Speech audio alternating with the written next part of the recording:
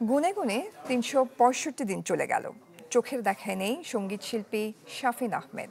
গত বছরের এই দিনে আমেরিকায় একটি কনসার্টে অংশ নিতে গিয়ে হার্ট অ্যাটাকে মারা যান এই শিল্পী। প্রথম মৃত্যুবার্ষিকীতে চ্যানেল 24-এর সাথে কথা বলেছেন শাফিনের ভাই শিল্পী হামিদ আহমেদ।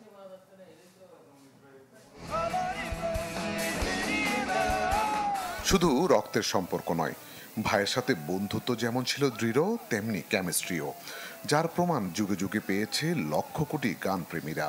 সেই গল্পটাই যেন বলছিলেন হামিম আহমেদ, কারণ 1 বছর হয়ে গেল চোখের দেখা নিয়ে কিংবদন্তি শিল্পী শাফিন আহমেদের। বেসিক্যালি আমরা যেহেতু একেবারে পিঠাপিঠি ছিলাম, 1 বছরের একটা ডিফারেন্স ছিল, তো সব মিলিয়ে একটা ব্যাপার যখন মানুষের সামনে আসা শুরু করি, তখন এই সাদৃশ্যটা থেকেই মোটামুটি একটা যমজ ভাই কিনা সে প্রশ্ন ছিল। 1961 সালের 14 ফেব্রুয়ারি জন্ম নেওয়া শাফিন আহমেদের মাইলস ব্যান্ডের যাত্রা শুরু হয় 1969 সালে ভাই হামিম আহমেদের হাত ধরে। 80-90 দশকে সেই গানগুলো শাফিন আহমেদের কারণেই অমর। স্কুল যেতাম একসাথে, ক্রিকেট খেলতাম একসাথে, ফুটবল, ক্রিকেট, দুষ্টামি, যাই করেছি সব একসাথে। বড় হয়ে যাওয়ার পরেও এই মাইলসকে ঘিরে আমাদের পথ চলাটা একসাথে।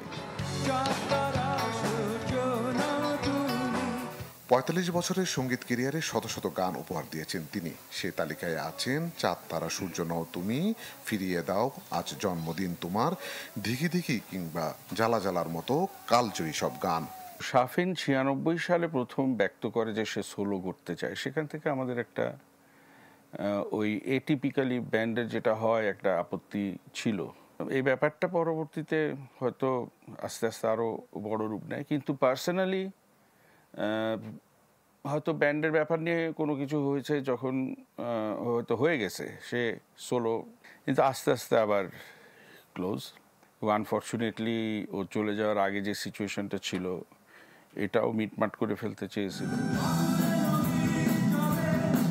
2024 সালের 24 জুলাই আমেরিকা কনসার্টে অংশগ্রহণ করতে গিয়ে হৃদযন্ত্রের অসুখে হঠাৎই পরপারে পাড়ি জমান শাফিন আহমেদ। তার চলে যাওয়ার শূন্যতা হয়তো পূরণ হবে না।